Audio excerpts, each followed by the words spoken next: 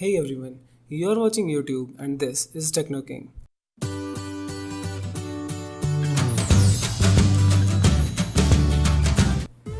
The MIUI 10 was unveiled along with the Mi 8 and the Mi Band 3 at Xiaomi's launch event on Thursday. Xiaomi claims that MIUI 10 is powered by AI. The AI integration will allow portrait mode in all phones running MIUI 10, whether they have a single camera or a dual camera, which means that you will be able to take great shots with blurred background even if your phone does not have a dual camera, all because of artificial intelligence.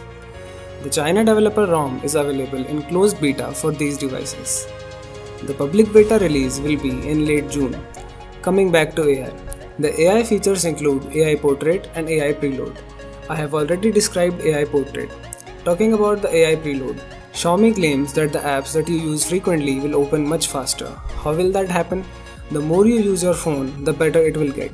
The apps will be preloaded based on your usage patterns. Xiaomi's new AI assistant is also present in the Chinese version, but it probably won't make its way to India. Let's talk about the look and feel of MIUI 10. The look has resemblance to iOS. Gestures like iPhone 10 are also present. Great naming, Apple. The quick settings menu, the volume slider and some other things are borrowed from Android P. The brightness slider has been made bigger and easier to use. The new recent apps menu has been fully transformed. The apps are now shown in the form of cards with vertical scrolling. This increases space efficiency. You can swipe to close the app or you can long press on the app to get more options like split screen, settings, etc.